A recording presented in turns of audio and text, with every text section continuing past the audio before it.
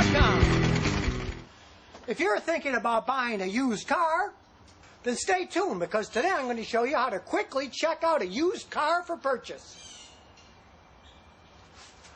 Now, all modern cars are computerized, so if you have one of these OBD2 readers, plug it into the car and you'll learn a lot.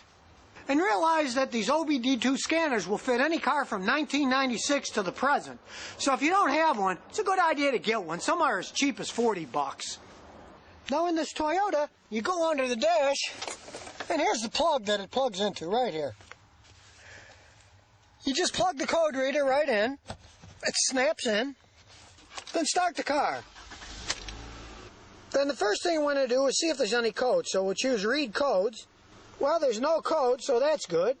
Now, if there were any trouble codes, that means there's a problem with the car. There aren't any, so we know that at least there's no solid trouble codes. Then you also want to check a thing that's called drive cycle monitor. And in this case, you can see it says all monitors are okay. And that's really important to check also, because sometimes the owner will have the computer reset and it'll have problems. Then it would say some of the monitors weren't okay yet. You wouldn't want to buy the car then. Now, the next thing to do is to park on a nice flat surface and then look under it to see if there's any kind of oil leakage that's dripping down on the ground. And in this case, it's dry as a bone.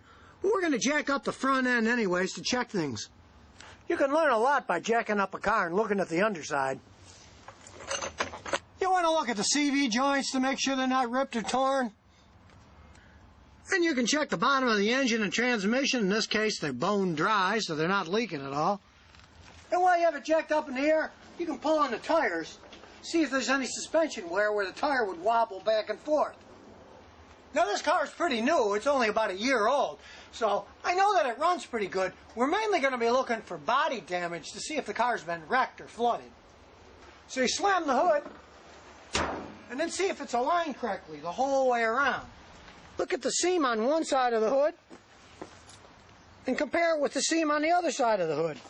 And in this case, the right seam and the left seam look exactly the same, so the hood hasn't been crumpled in. And do the same thing on all the door seams to make sure they look the same, front to back, and side to side, so we're going to the other side. And they all match, so it wasn't whacked from one side or the other.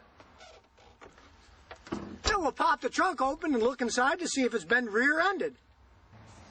Well, the seams inside are clean and they're all factory looking.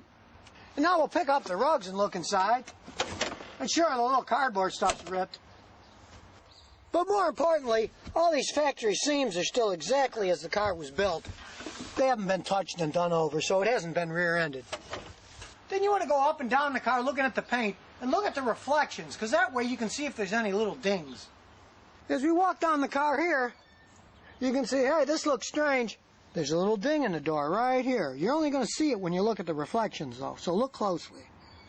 Now, of course, you don't buy a car just because it has a few dings, but you knock some money off the price. Then the last thing you want to do in this quick check is look at all four tires. Make sure they're not cupped or have gouges in them, showing that there's a problem. These are flat and evenly worn.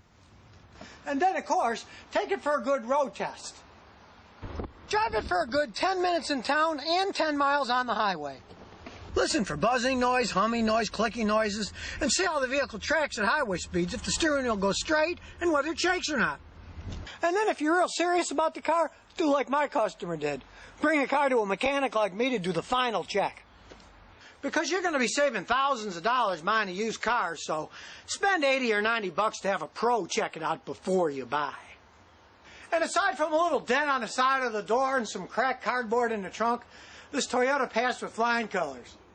And remember, if you have any car questions, just visit ScottyKilmer.com.